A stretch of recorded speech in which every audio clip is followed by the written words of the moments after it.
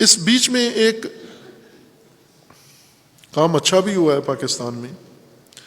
پاکستان کے موجودہ وزیر خارجہ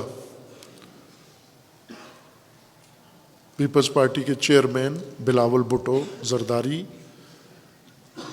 جن کی وزیر خارجہ بننے پر ہی سب ہنستے تھے اور مسکراتے تھے، اور باہر کیف ان کے والد چونکہ بہت ہی ماہر سیاستدان ہیں تو وہ ان کی ٹریننگ کے لیے انہوں نے یہ پوسٹ ان کو دلوائی، اور انہوں نے وزیر خارجہ بنتے ہی ٹریننگ شروع کر دی. وہ پاکستان میں ہوتے ہی نہیں ہیں.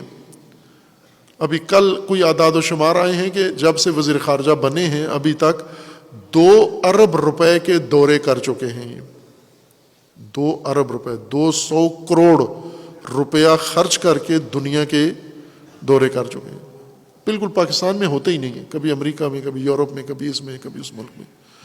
ٹریننگ ہو رہی ہے ایک سیاست مدار کی. چونکہ ذوالفقار علی بھٹو بھی وزیر خارجہ میں بنے تھے، وہ صدر ایوب کے وزیر خارجہ تھے یہ، اور وزیر خارجہ کی حیثیت سے انہوں نے ٹریننگ لی تھی.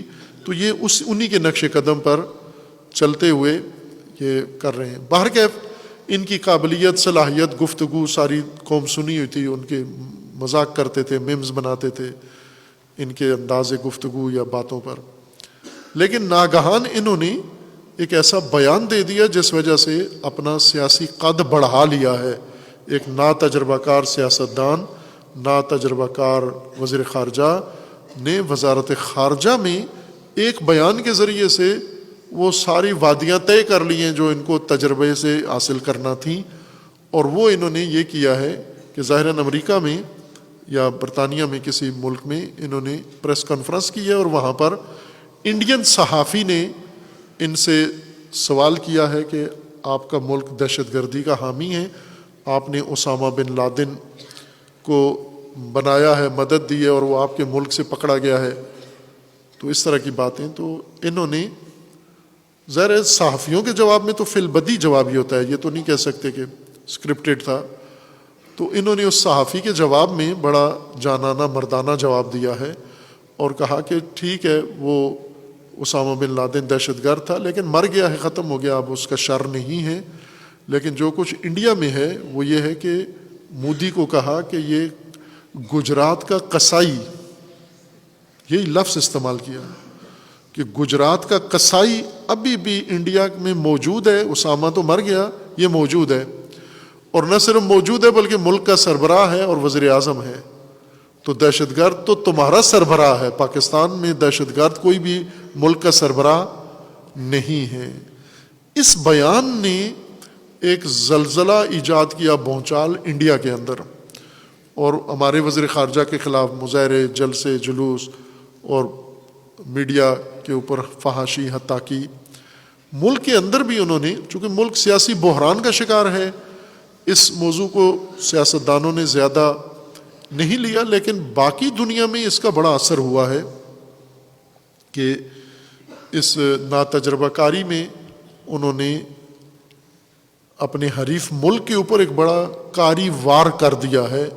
اور اس وقت میڈیا میں مودی گجرات کا قصائی یہ عمومی ایک سرخی ہے جو چل رہی ہے سوشل میڈیا میں اور سب میں. چونکہ جب بھی ان کا بیان آتا ہے تو ساتھ ان کو کہنا پڑتا ہے. مثلا انڈیا میڈیا بھی جب پاکستانی وزیر خارجہ کو برا بھلا کہتا ہے تو ساتھ کہتے ہیں کہ ہم کیوں برا بھلا کہہ رہے ہیں، چونکہ انہوں نے ہمارے وزیر اعظم کو گجرات کا قصائی کہا ہے. تو گجرات کا قصائی انہوں نے کہہ کر اس کو بالکل دنیا کے سامنے قصائی کے نام سے مشہور کر دیا ہے.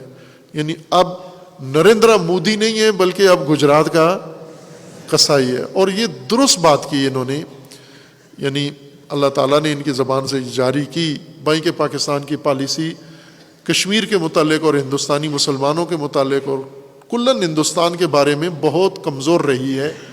وہ کمزور دفاعی حالت میں رہے ہیں اور انہوں نے ان کے اوپر ہمیشہ سیاسی وار کیے ہیں. یہ وزیر خارجہ نے یہ جواب دے کر پاکستانی ایک موقف کو تقویت دی ہے اور ان کو جواب دہ بنا دیا ہے کہ اب آپ صفائیاں پیش کرو اپنی.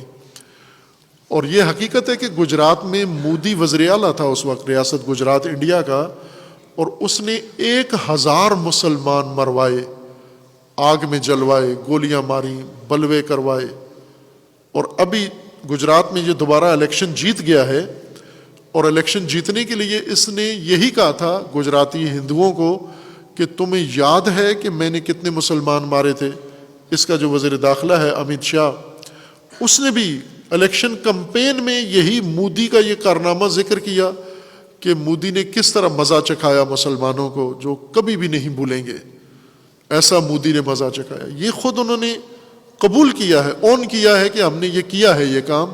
اور ایسے میں پاکستانی وزیر خارجہ نے یہ ان کو آئینہ دکھایا ہے.